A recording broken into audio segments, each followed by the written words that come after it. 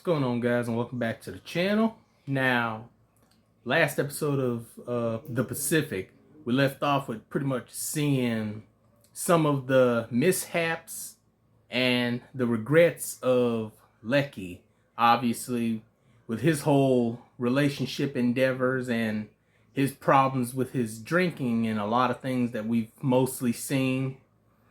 But one of the more important notes from the last episode was also the fact that it was basically kind of like a vacation resort for them in some ways, considering a lot of the stuff that they've had to do so far in the war specifically, and obviously with the soldiers getting a chance to relax and rest up some so that they can get ready for their next fight.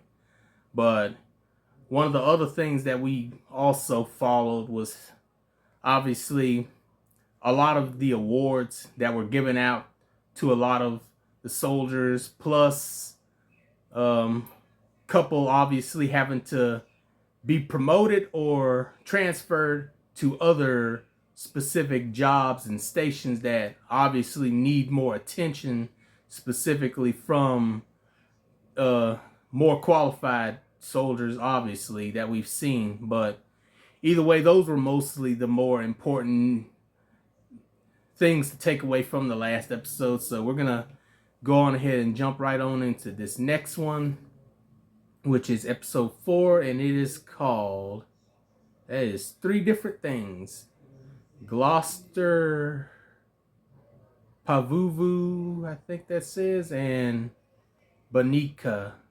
Yeah, I believe that's how you say it.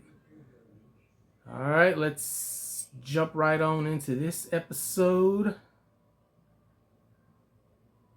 And away we go.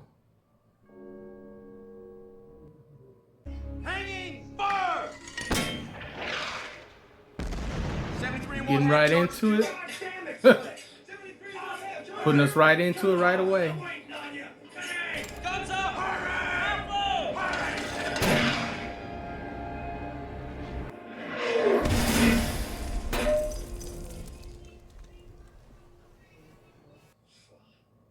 What happened, Sledge? You find out Bob was drilling your girlfriend? Dave wouldn't give you any more hand jobs? What?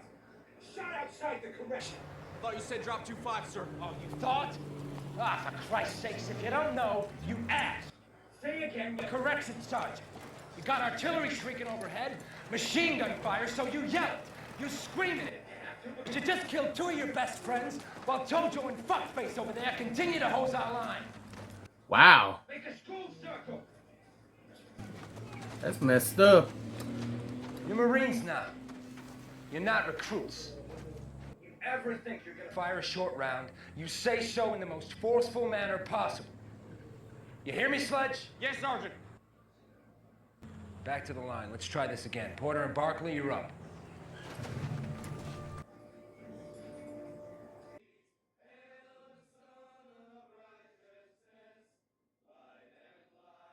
I like that they sing a lot of these songs that we had, that most of us would learn in like school, because I swear this sounds like a Christmas song that we would sing. They are Christmas songs. I was about to say, I knew they sounded familiar. Dear Vera, Merry Christmas to you. I hope this holiday finds you well, and I hope you had some snow for Christmas. I can't tell you where I am right now, but suffice it to say we don't get a lot of snow here. Ha ha. We had a hearty Christmas dinner tonight. You hold back. Bring up the rear. I was on point. Yeah, you were. And now you're tailing Charlie. Yep. You ain't leading now. You're on the back end.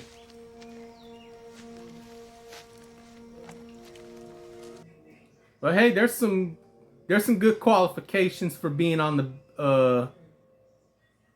from being behind, tail end. You know, you get to watch everyone's back.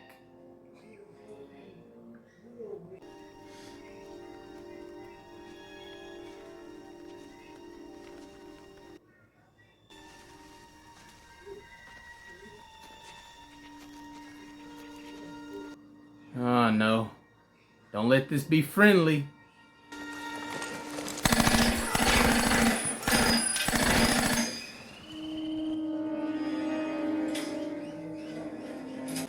Want some of this? It's basically soup.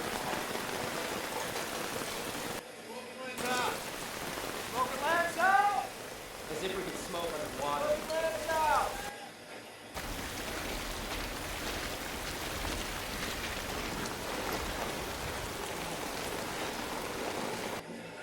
Long ways from comfortable homes and...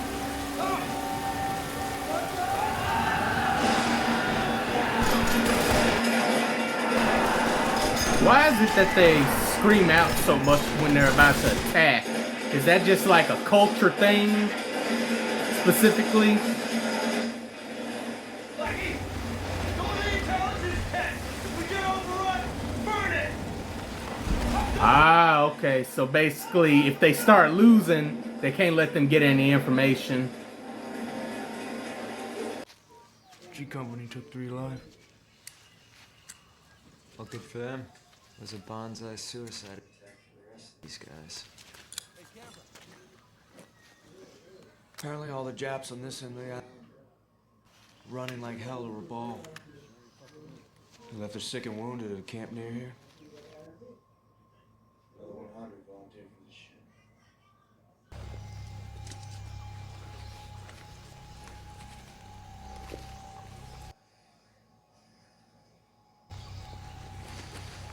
shit. Oh, he's still alive? I mean, you could have just stabbed him and been done with it. You had to do all that. I guess, I don't know, I reckon their hatred for them is just at an all-time high at this point.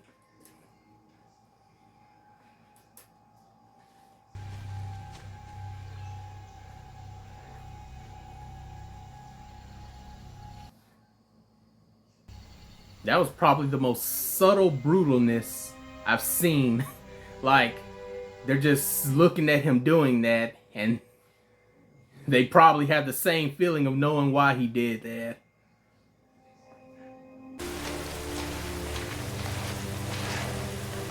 Oh.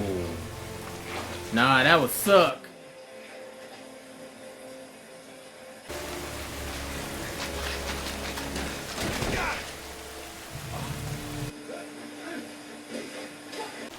Just borrowing that, sir? I need it to store battalion papers. My chest, sir. Oh? How so exactly?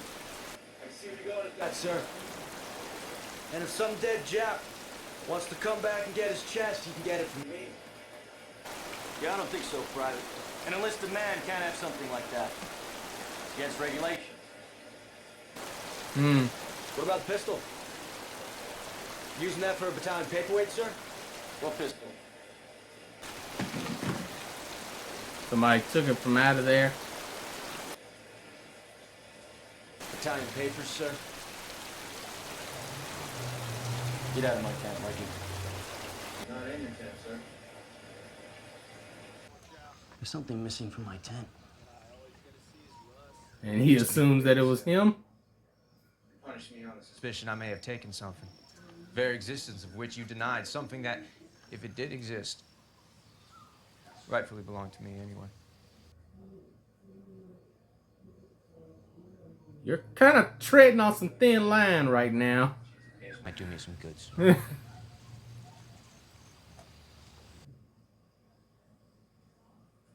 change of skivvies, Private. It appears you've pissed yourself. What fucking plan we made? Oh. Oh my God. Jesus. My God. I mean, what was he having a nervous breakdown or something? Like what happened? What made him do that? The stress from the war, like what made him do that? Feels like I missed something. Man, I can't get over that dude lopping himself off. After the sweats, the chills feel so good. I'll get some coffee going.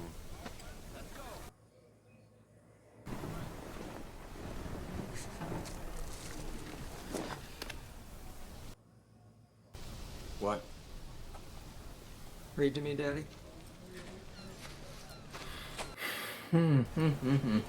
Vera, it finally stopped raining. Only making the smell of rotten coconuts worse. The rats and crabs have come out of hiding. They've killed more of them in the past week than I will ever kill Jeff. Everyone's sores have gotten worse, along with their dysentery. My buddy Runner has a bone-cracking bout of malaria. This island has an exotic name that translated means the death of hope. Oh. Thinking of you always, Robert. Pavuvu means death of hope.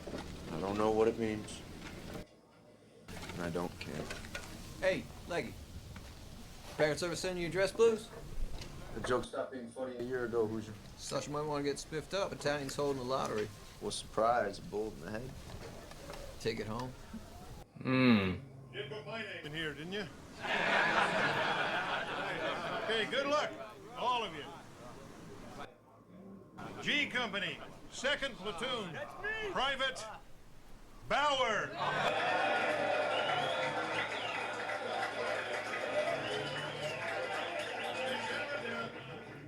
H Company, Heavy Weapons, Private Jackson.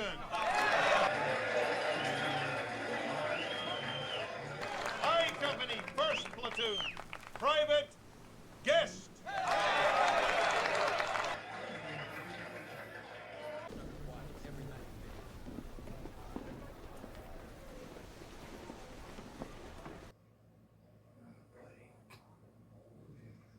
Pissed himself? Hey, Lucky. I see your aneurysis is acting up. Hey, I got good news. They got a hospital over on Banika. Hop, skip, and a jump from there. I'm gonna pull some paper and you'll be on your way in and out. Hmm. All you need is a week or two. Get dry and stay dry. What am I doing here? It says here you have aneurysis. Why am I in with guys who need to have their razor blades taken? The main ward is full. They put overflow with me. It's the Navy. What can you do? Smoke? I'll talk to a specialist about your urine problem. Until then, is it okay if Rudiger wakes you up every hour or two during the night? Give you a chance to get to the head and stay dry? Sure. Go easy on him. Is that it? That's it. Okay, so pretty much Don't miss dinner. Pumpkin pie tonight. he's not really having too many other troubles outside of his little urine problem. You ever think about selling this? No, sir. You get it back when you leave.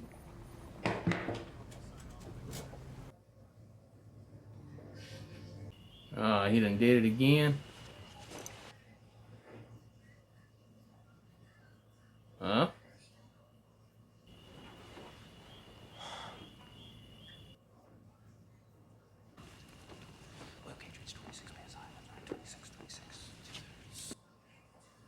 Don't mind Captain Midnight. He does that most nights.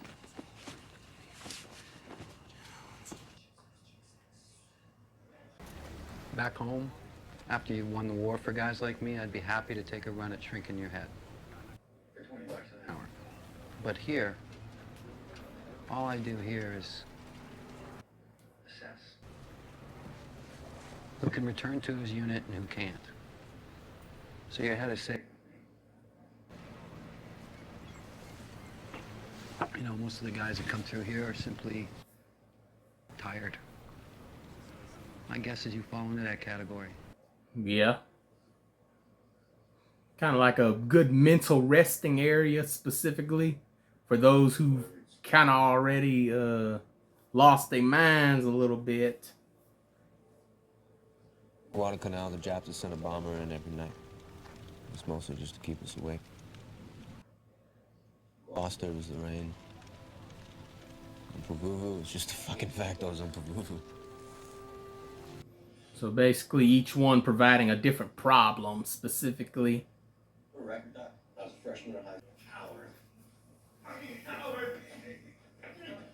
Manly Richie, fucking shit. Fucking coward. You're that man, Jimmy. Fucking shit. Oh. Go get Dr. Grant. Get ready here, boys. Yeah, them boys up in there, they Here you go. they done lost their minds all, like, not just their sense of self, but they've just completely gone out of the door crazy at this moment. But I mean, you know, the war itself plus all that fighting, practically staying up at night, it done did major damage on them.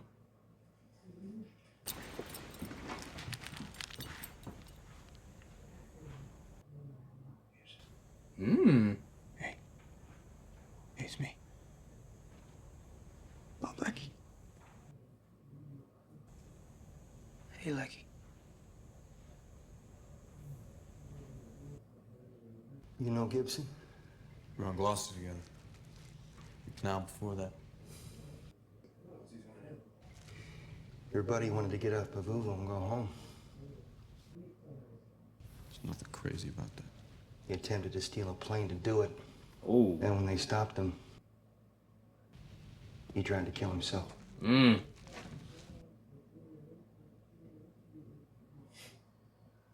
I'm fortunate, aren't I?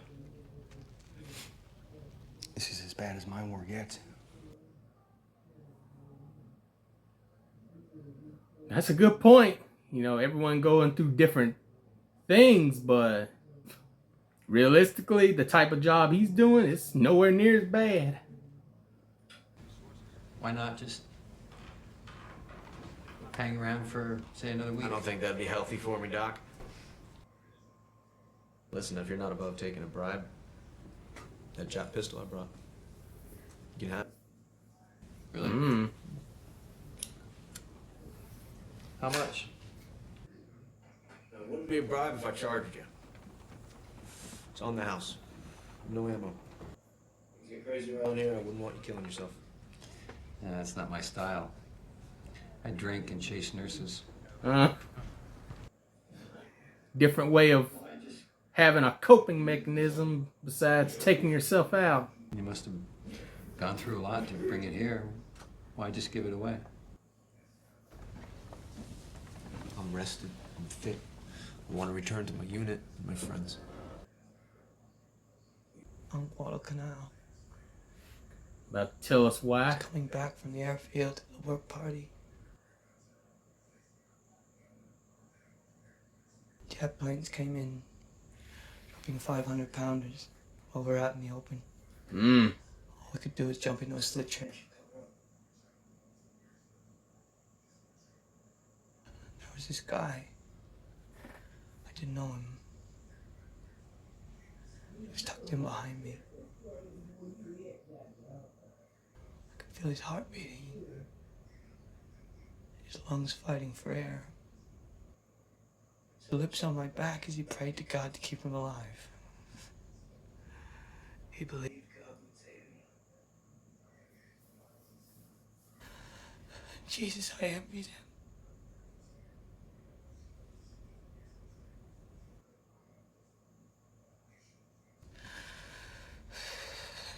Thanks for the smokes.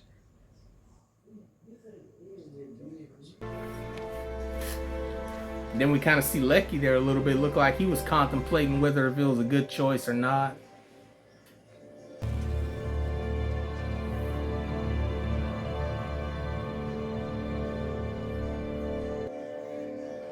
Alright, I believe that's the end of the episode. Yep, that is the end of the episode. Well, look, all I can say specifically is this episode was mainly just about the battle of the mind itself. Because, quite frankly, nobody can really truly understand specifically what a lot of the soldiers during this time period was going through, just because nobody in reality nowadays would really experience something like this in specific. Obviously, a lot of things still go on, but at the end of the day, a lot of things can't never really be forgotten specifically. You know, the world keeps turning basically, but you know, for a lot of people that experience very traumatic or very important events in their lives, those are moments that that'll forever stay with them, because it's something that they can never get over. Specifically, like obviously with Leckie, you know, him having his war problems, and then we see Gibson at the end talking about his problems specifically. We pretty much see why each soldier has like a different, and you know, that's another thing that I have been liking so far. It's given us in full details what each one of these soldiers are going through and how they're basically able to handle their stress specifically that they're having, and how it's taken a big toll on their minds specifically, because as the title of the episode is, you know, the 3 different islands that they were on, it basically just gave us the different aspects of what each one was doing to them. You know, one island fighting the Japanese, the other island having to endure the jungle and the rain itself, and this one right here, basically the hospital island, you seeing like some of the soldiers having the chance to regroup and recuperate themselves, but at the same time, other soldiers like Leckie and the other one, Gibson, having to be put into the hospital for a little while so that they can get their minds and their bodies kind of back to normal, some points of normal at least, to a certain degree. And pretty much, you know, just a lot of different fights are going on with these soldiers, not just against enemies, but against their own selves specifically. They're having a battle either way, whether if it's against someone else or against their own self specifically. So yeah, like I said, this episode definitely brought a lot of different degrees specifically of what type of choices that they can specifically make and how they're going to be able to handle it specifically. And you know, also that part towards the middle when that guy had took himself out, I gotta admit that was really brutal. I won't lie to you. I'm not used to seeing something like that in shows, a lot of shows. Someone just casually going insane mid taking off their clothes and then just popping themselves. So yeah, that was a crazy experience. But either way, this is another great episode. You know, I've been enjoying this series a whole lot. It's telling a different, you know, it kind of like Band of Brothers, you know, it tells a good story specifically of what these soldiers are going through. You know, it tells the stories of how each region or island that they're at is tearing them apart in some way. You know, it's just telling a different story in different ways and different point of views, and I really appreciate that with this, you know, getting the story of, you know, in this one, I will admit, the Pacific in this one specifically, they are sort of being a little bit more lenient and following a specific character, because Leckie's been the guy that we've been following so far the most out of everyone in this show specifically, whereas in Band of Brothers, you know, we pretty much followed the whole company of Easy Company, but at least we got the stories of different soldiers in specific. But like I said, you know, this is a great episode, so we'll be back on here for the next one. So you already know I'll be there, so make sure that you like the video, comment down below, subscribe to the channel, and I'll see you all in the next one.